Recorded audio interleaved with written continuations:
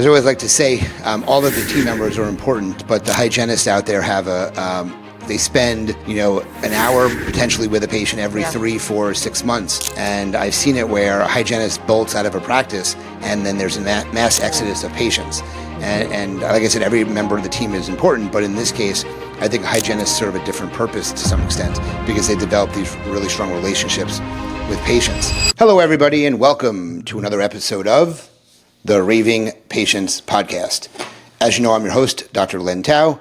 And as always, I thank the sponsors, both Dental Intelligence and the Doc Sites, for their support, allowing me to record each and every week and give you a new episode every Friday at 5 a.m. Eastern Time.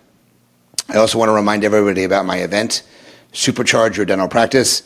It's September 26th and 27th in Fort Lauderdale, Florida, at Pier 66 Resort. You can check it out and learn more information about the amazing speakers we have at superchargeyourdentalpractice.com. And you can use the code RAVING, R-A-V-I-N-G, to save $100 on the already reduced early bird specials. We have some amazing speakers there. I think you want to make it out and enjoy what we're providing in September. Today's episode is called Investing in Your Hygiene Team.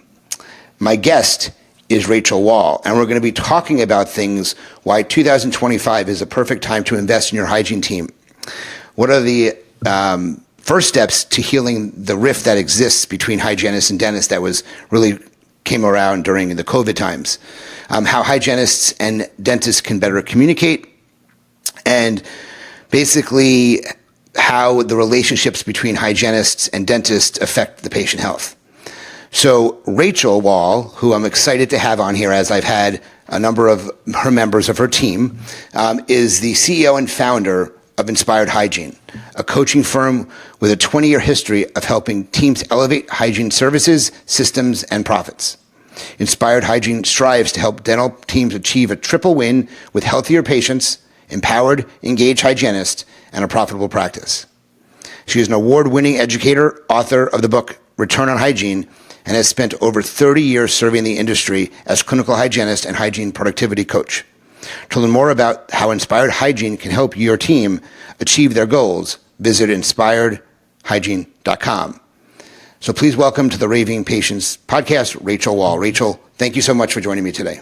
Hi, Len. Thank you so much for having me. I'm excited to be here. And I'm excited to have you. Thank you.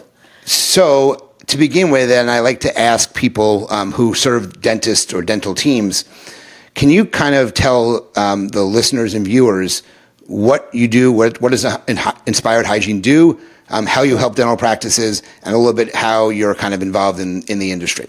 Yeah, sure.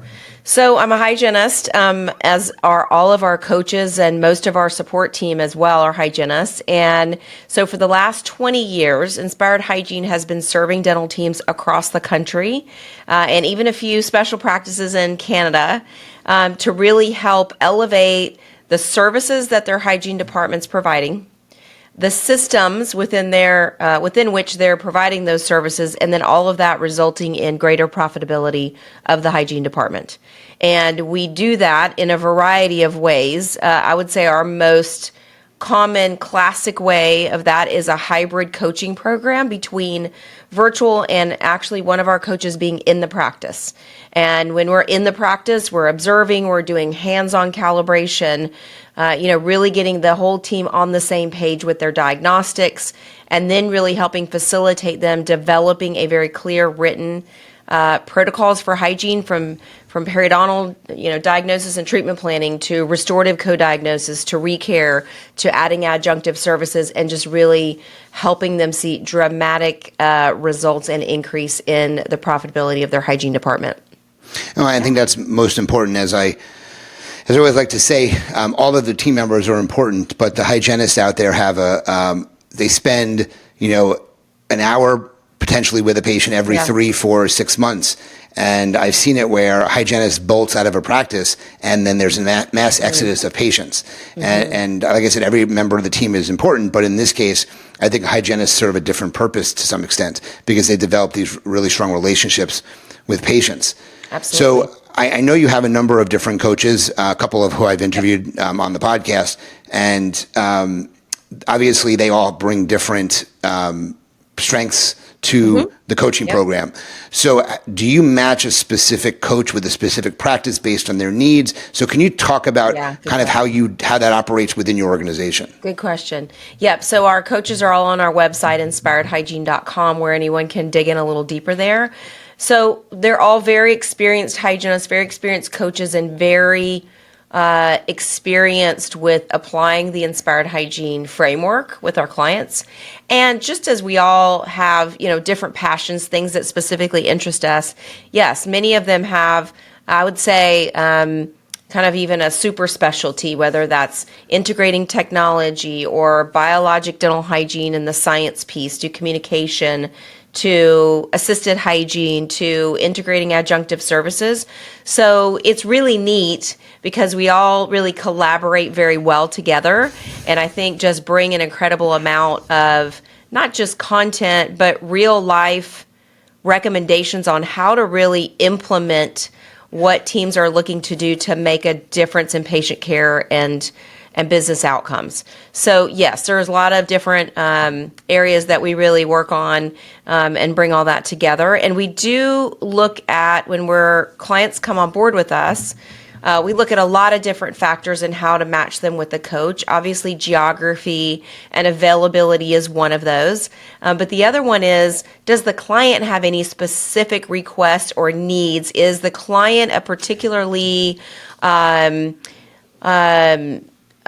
do they have a particular focus on the science-based piece of it, for example? If they want to dig really deep into pathogen testing and utilizing lasers and ozone and things like that, then, we might match them with a coach that is really passionate about that. Or if they're really struggling with their hygiene schedule and they want to implement assisted hygiene, right? We have several coaches that are very strong and very confident in that. So we really do listen, and we really customize our coaching programs to fit the client and what they're hoping to achieve. I think that's great. And I always ask, when I bring a coach or consultant on my podcast, one of the things I always ask is, how does someone listening to this podcast or viewing it recognize the fact that they need to hire a coach or consultant to come in when it's, obviously there's practice management consultants, there's insurance consultants, there's so many different consultants out there. You fit a very specific need, which is you're going to make the hygiene department more productive, more efficient, especially if you do assisted hygiene, which I'll ask you a question on later about that. Okay. But how do you think somebody needs to recognize or how do they recognize that they have a problem where they need someone to come in and kind of revamp things? Yes. So that's a great question. Several different ways. I would say, one, they've reached a level of frustration that they feel like, hey, I've tried everything that I know to do. We've had conversations about this multiple times, and we need to bring in an authority that can bring some insight into what we're facing as a practice and help us uncover what's holding us back. Why have we not been able to, implement or, really see a full perio program come to life in our practice? So sometimes it is frustration. Sometimes it is knowing, maybe they've worked with a coach or consultant in the past, and knowing that having an outside eye is really helpful. A lot of times they say, I've told them, but they need to hear this from a hygienist. And they need to hear this from someone who has been in a lot of different practices, that has practiced this themselves, had some of these hard conversations with patients, and they need some of that encouragement and motivation from a hygienist. Sometimes the practice owner has met with their dental CPA or dental financial provider, and they've noticed that either the hygiene department is completely out of balance with regards to production versus compensation, or maybe production has been flat for several years, and they refer to us and say, hey, look, I think these folks could really help you to break out of this kind of rut that the hygiene department might be in. Now, it's a very delicate balance and very delicate communication, because we're not coming in there to tell the hygienist that what they're doing is wrong or that the way they've always done things is wrong. However, we all know, you and I and most of our listeners, because if you're listening to a podcast, you're probably interested in learning and interested in growing and becoming your best self, right? So having a coach, I've had multiple coaches in my business, it does just that. It helps you see things from a different perspective. It helps bring in techniques or skills that help the team become more confident.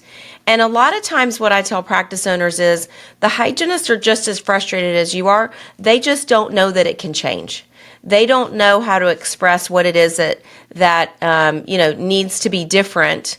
And so a lot of times we can come in and we can listen to them as well as a practice owner, and then we can really, bridge that gap between the hygienist and the dentist and the dental office manager to really help them get to that goal, get to that next level. That makes a lot of sense. Great. Thanks for answering that. Sure. So why is 2025 a perfect time to invest in your hygiene team? Obviously, we're 5 years post-COVID, amazingly, okay? Almost now. It's another few weeks it's happening. Yes. It happened 5 years ago. Yes. So that's like a whole different lifetime for some things. But why should people take a look at their hygiene department? Why should they consider bringing somebody in to kind of, I don't want to say fix, because it may not be a problem, but make the hygiene team, a hygiene department better producing, optimize it, correct, make it more efficient. Yeah. So we've all been in a really interesting place in dentistry the last 5 years. We kind of got our breath and after COVID, and then, a lot of dental practices has had their very best years ever in 2021, right? We had kind of that rush back into the practice by the patients. A lot of practices have seen some have seen extreme amounts of turnover in their team over the last 4 or 5 years. And I think a lot of teams are a little weary from all the changes and things that they've experienced. And so I would say 2025 is a critical point, because a lot of practices are trying to figure out how do we do hygiene, right? How do we do hygiene now in the climate that we're in, where sometimes there are tensions between the hygienist and dentist. Hygienists pretty much across the board are making significantly more than they did pre-pandemic, just because of capacity issues, the supply and demand. And, practices are thinking, okay, do we need to cut back? I just had a conversation last week at Chicago Midwinter with a dental practice manager who the immediate solution was to cut back from 60 minutes to 45 minutes on hygiene time. And I said, what if there was another way? What if you didn't have to work harder, and instead you could help your team work smarter? I know that's a cliche, but it truly applies in this instance. So I feel like a lot of practices are at this point of like, okay, we've got to do something. Either they're trying to make a decision of, do we even have hygienists in our practice? Do we eliminate that altogether? Do we shorten appointment time so that we can be profitable? Do we go out of network so we are treating fewer patients so we can accommodate? There's so many decision points that are happening right now. And with the hygiene department being the backbone of the practice in many general practices, also pros and even perio, it is a critical and important time to invest. So I'll say 3 main reasons. One is to stabilize. So in a lot of practices, there have been changes in the hygiene team. Not all of them, but quite a number. So really to stabilize and kind of survey the scene and say, okay, I feel like we have a great, stable hygiene team now. Everybody seems committed. Let's really reinforce that. Let's really communicate and really get clear on what are our commitments to each other and to our patients. Revisiting your core values if you've taken time to do that as a practice. I would say really absolutely communicate and be really clear with expectations on standards of care, the role of the dental hygienist in your practice. So really stabilize, really get everybody rallied around your core values, rallied around what your expectations are for the hygiene department, what you want it to be for your patients and for your practice, and also what you want it to be for those hygienists, okay? Number 2 is technology integration, right? I don't remember a time in the last my 30 years in dentistry that we've had more technology coming at us than in really the last 5 years. So at the same time we've been kind of recovering from, COVID and the ripple effects of that, there's tons of new technology coming in, right? From the AI AI radiography analysis, AI notes, AI perio charting, lots of additional adjunct services that hygienists can utilize to enhance clinical care. You can't integrate if you don't have that foundational standard of care in place. You can't integrate if the team is not all moving in the same direction, right? If nobody understands why are we even bringing this in and how do we pull this into our workflow, it's very difficult to integrate technology. And it's one thing to have the technology, but why do we have it? If you're utilizing AI radiography analysis, is it to educate patients in a faster way? Is it to back up your perio diagnosis? Why do you have that? And then number 3, I would say is that hygiene profitability is a huge issue right now. It is a huge challenge in our industry, particularly in practices that have hygienists, that's obvious. And so investing in your hygiene team is going to help give them the confidence to expand their service mix.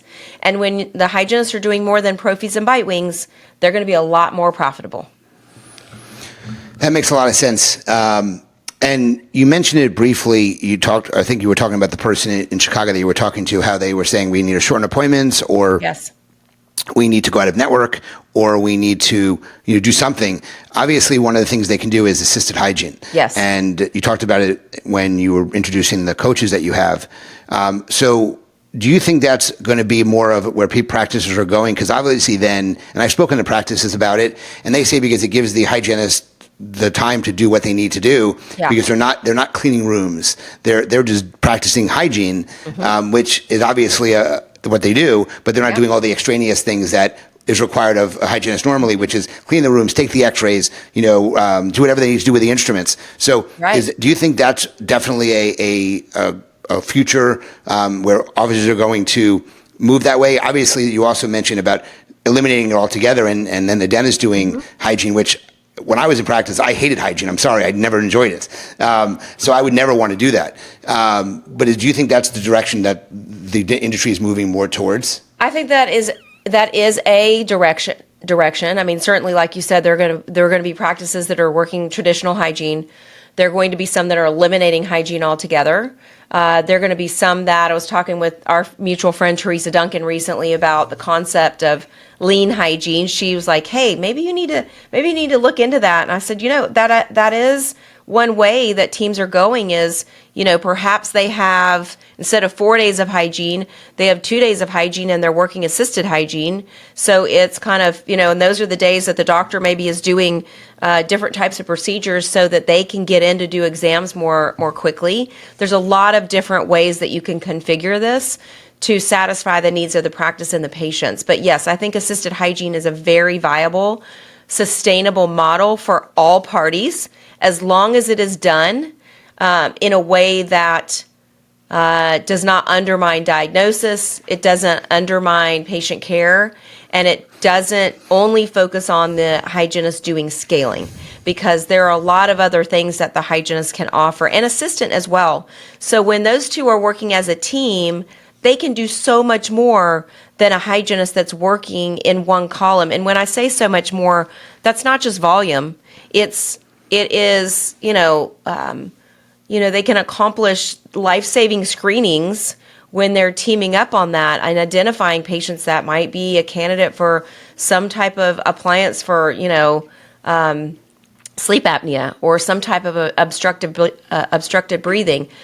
Clear aligners, ortho. There are a lot of adjuncts now out there to enhance the results of scaling and root planing. There's so many different things that can be done now that it's hard to do it in one straight column. So working assisted hygiene, when those two can really develop a strong and trusting relationship and the hygienist fully delegate to the assistant, it's pretty magical. And there are a ton of hygienists that love it. That's great. No, that's great. I mean, I've heard a lot about it. So, so going back to what we talked about at the beginning, obviously COVID changed things a lot for practices. We're 5 years out, but at that point, there was a rift that developed between hygienists and dentists. Hygienists didn't feel they were valued. They were just teeth cleaners. I remember seeing a lot of posts. My practice isn't busy right now. Can I only have my hygienist can they clock out when they're not seeing patients? Right. And that really pissed off a lot of people because there's nobody else is clocking out. Right. And that's because they obviously make a considerable hourly wage. And but still, there's definitely a rift in the industry, and there still is, with the value that a hygienist brings to the practice. So what could be done in the industry to kind of clean that rift up and kind of be on one page like we used to be, in my opinion? Yeah. So let's just give a little bit of context on that. I don't think this is a secret to anybody, but I feel like it's important to just say that anytime we have a service and there's a customer, okay, the reason why the customer comes to me for a service is because I'm bringing value. And the value that's delivered must be in line with what the customer pays for that service. So whether that is shopping at Whole Foods, for example, right? You're going to pay more because you believe that the products that you're getting at Whole Foods are cleaner and they're fresher. And so, if you went to Whole Foods and all of a sudden everything was, you're paying the same amount, but the quality was, like going into a 7-Eleven, then you wouldn't go there anymore. So I think the rift has come when and it's coming from both sides. So where in the past, yes, there was a lack of in some practices, so I do not want to do a gross generalization here, because I do feel like there are very specific circumstances that are happening now and have happened in the past that are not necessarily happening in the majority of practices, but they've been so loud on social media that it creates a perception that all hygienists are this way or all dentists are this way. So I think that it is extremely important for dental practice leaders to really respect their team members as colleagues, and for them to have a culture in which they are open to share knowledge, that they're open to share when there are things that don't go right. They have that psychological safety, right, which is something that a lot of us have heard of. And they're really developing those practices in which it's a place that folks really love to work, and they're fairly compensated. I think from a hygienist standpoint, it's very difficult for business owners when suddenly a hygienist is requesting a certain amount of compensation, but the value has not increased to meet that level of compensation. Now, there is a factor of supply and demand. Just it's an economic, fact that when there is fewer supply and there's great demand, the price is going to be driven up. It happens in all industries across a lot of different things, from concert tickets to, clothing and restaurants and all of the above. And that in and of itself is a certain amount of value. However, I think where the rift has come is when there's tension and frustration from both parties, that either the hygienists aren't feeling respected and supported with instruments that are of good quality. There should never be a question about making sure that hygienists, if they're employees of a practice, that they have the instruments that they need to do the job that they're being asked to do. I think there's frustrations from dentists when hygienists are requesting a very high wage, but yet nothing has changed and the value is not greater than what it was when they were being paid at a lower amount. So I would say the first steps to healing that are communication. I mean, that's the first step to healing any type of relationship upset, right? It's just communicating, saying, hey, look, I know there's been tension between us in the past because of this. I want to right that. And I want to have a great working relationship with my hygienist. What do we need to do to support each other to make that happen? I think there need to be clear expectations and standards from the clinical leaders within the practice on, here is what a hygienist does in this practice. These are the expectations for this role, and these are non-negotiables. I think that it's practice leaders also cannot allow, regardless of the role, toxic behavior to continue in practices, because let's just be honest, like everybody in the practice feels it and the patients feel it too. So I think those are just a few simple things to start and kind of move forward. It's time to move forward, and we have a new normal. We're not going to go back to necessarily the wages that you were paying hygienists in the past. We have a new normal to a certain extent. Like there are some that are way over, in an area that I don't think is long-term sustainable and will get reset, some hygiene wages. But, there is a new set point, and I think it's important for all of us to accept that where we are right now, and then move forward, making sure that whatever we have in the practice is supporting the patients in the practice and the providers. So if you had to wave a magic wand, or you really looked in a crystal ball and kind of predicted in the next couple of years, where things were going to be. Yes. Can you share some of your thought processes on that? And then in addition to that, and I can ask it separately after you're done, but there are a lot of technology coming out. That's coming out that is, I think, going to make the practice of dentistry even more exciting. On the clinical side of things, obviously, a lot of AI, a lot of software. Yes. So I'm curious, can you share some of your favorites? Obviously, you were just at Midwinter, and I know there's Midwinters where a lot of companies premiere what they have. So can you, off the top of your head, when we get to that point, can you list a couple of, we'll call them Rachel's favorites, like Oprah's favorites, but things that you think, but where do you see the direction of the industry in the next couple of years? Yeah. So I would say if I have to wave my magic wand, there are a lot of different different lines of thinking for the direction of dental hygiene. And I believe that as dental hygienists, if we are expecting a high wage, a certain level of compensation, and yet the value's not being brought to match that, which means being open to learning and growing, continually elevating our skills, incorporating high-level diagnostics, and being very proactive with diagnosing disease and conditions with the doctor in patients, incorporating adjunctive services and all this being willing to incorporate all this technology that's out there, that's driving value to the patients and to the practice from a hygiene standpoint.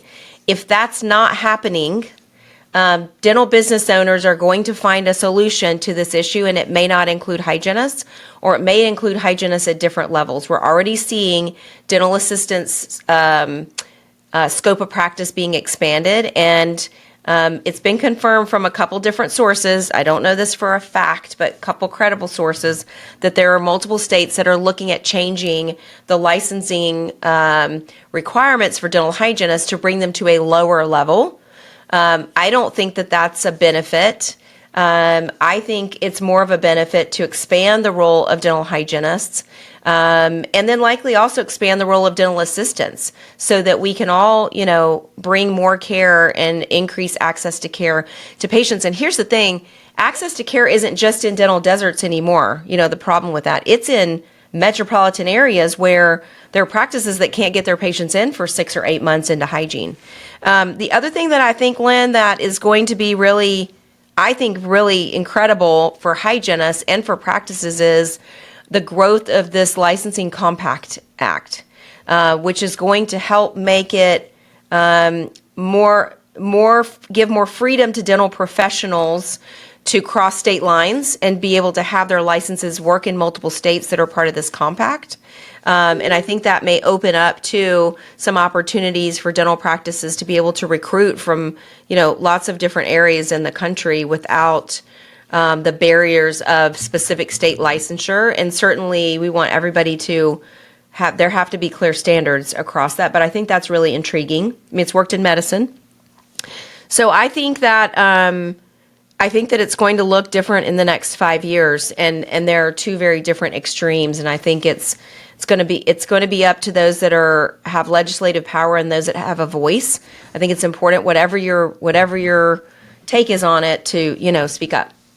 And then what about technology that you're excited about coming down the pike or already out there? Yep, technology products. So I do believe that AI is here to stay. I think it's something that, while I don't think it is the be-all, end-all for final diagnosis, I believe in my clinical experience with it, that it still needs humans to see the subtleties of humans, right? So, but I think it's great. Pearl has come a long way. They've updated a lot of things and capacity in their program. I'm always still a fan of Florida Probe. Voice Works, very, very effective voice charting. I think clinical notes, having those done by voice is going to be huge. And there are lots of products that are offering that now and a lot that are bringing that to the table. PeriProtect is fantastic in helping patients keep inflammation at bay. Curadont is a fantastic resource to address areas of very, very incipient decay and can be placed by hygienists and in some states by assistants as well. There are a lot of different, I'm sure, things that I haven't mentioned. I do think that there already is a trend away from, I'm going to say, the typical prophy and utilizing more ultrasonics, which we have taught for 2 decades, and also now utilizing super and subgingival air polishing rather than probing cup polishing as well. So I think those trends are going to continue. That's great. That was great. I'm glad we went a little longer so far, but I just wanted you to go because I thought it was great content. So anything that we didn't talk about that you want to bring up before we move to our lightning round Q&A? Yeah, so I would just say on Inspired, 2 things on our Inspired Hygiene website. One is there's a free resource tab, and there are a ton of great resources there. Go grab one of those. And 2, if you look under the coaching tab, you'll see our offerings, and you'll see we talked about assisted hygiene. We have an assisted hygiene online boot camp that we released last year. And it's not available for purchase right now, but you can go get on the waiting list there, and we'll let you know when that's available, or shoot us an email at info@inspiredhygiene.com, and happy to chat with anybody about it. All right, so let's transition now to lightning round Q&A. These are quick answers. You don't have to go on ramble on these things. Okay. But I'm going to pull up the deck. Okay. And we're going to start off with some questions here. We'll try to get through 8 to 10 of them. So, first question. Well, when you were a kid, what was the first thing you wanted to be when you grew up? Oh, gosh, like a photographer.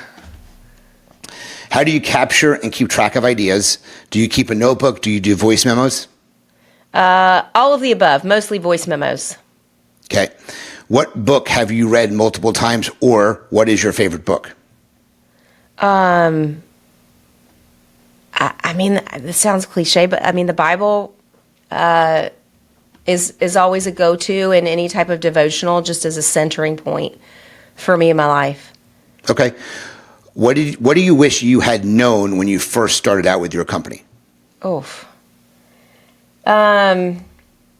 That there are always going to be ups and downs, and to be prepared for those, and just expect them, because that's life and that's business. So obviously there's a lot of coaches, consultants in practice management, but even in the hygiene space. How do you think you differentiate yourself from your, we'll call them, competitors? I will say, and I can just speak from what I know about Inspired Hygiene, is we have documented dramatic results with 95% of our coaching clients. And the reason for that is that we are not only teaching a skill and training, we are also really teaching critical thinking skills.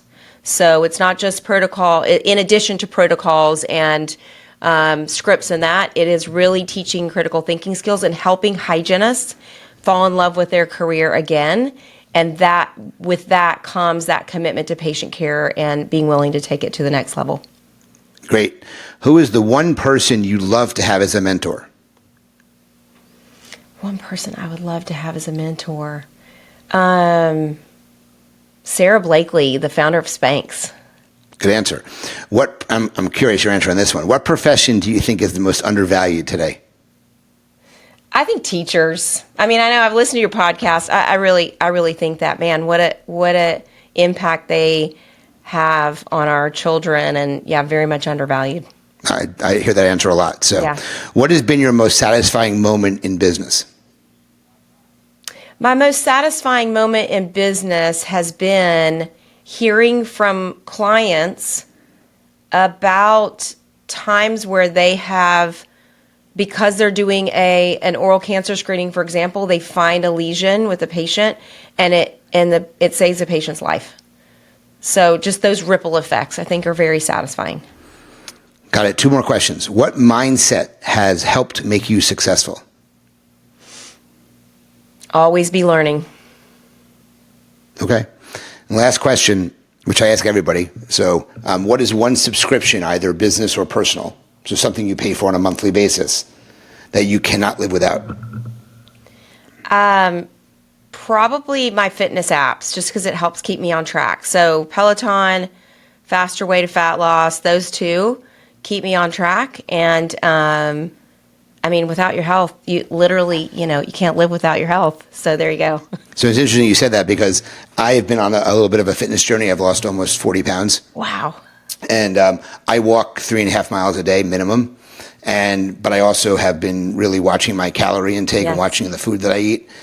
So I have apps now that I use, Strava, which tracks my walking, and I have MyFitnessPal, because I literally track every meal I eat and my calories. So I understand the value of that now. Yeah. Maybe last year not as much, but definitely now. Yeah. So awesome. I love that. Congratulations. Thanks. I appreciate it. And Rachel, I know you had mentioned how people can reach out to Inspired Hygiene. If they have any questions specifically for you, do you want to provide information for them to reach out to you if there's any questions, or you still want to just go to I think you said info@inspiredhygiene.com? Yeah. Info@inspiredhygiene is a great way to reach us. That comes to myself and also Jennifer Stedman, our Director of Operations, who is brilliant. And if you go to our website, you'll see a link to book a discovery call. So always happy to have conversations with folks about their goals for their hygiene department and how we might be able to help them get there. And I think you had written here that you had an offer for those that were interested in, I guess, your virtual coaching and training. Yes.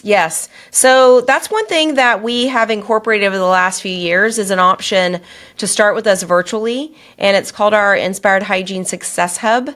And so you get access to all of our boot camps, our perio boot camp, our assisted hygiene boot camp, and a lot of that. And the key difference, though, is you get private coaching virtually to implement what you learn and really see results. So yes, we're going to do $500 off the enrollment fee for those. And Len, do you have a code for that? Just Raving is fine. Okay, Raving 500. And so we'll make sure that we have that ready to go. And so just book a discovery meeting with us and mention that, and we'll make sure that you get that. Well, Rachel, this was a lot of great information. Thank you for sharing your expertise with the viewing and listening audience. Guys, if something that Rachel said hit home, please reach out to her and the Inspired Hygiene team to see if they can help you, take what I call take your practice to the next level, or take your hygiene department to the next level, obviously. If you like the episode, share it, review us, like us, do everything you can. Check out the sponsors, both Dental Intelligence and the doc sites. Check out my event, Supercharge Your Dental Practice. Use the code RAVING, same code, RAVING, to save $100 on registration. And as I end every single one of my episodes, remember, your reputation matters. Until the next one, Rachel, thank you so much for joining me today, and we'll talk to everyone soon. Thank you, Len.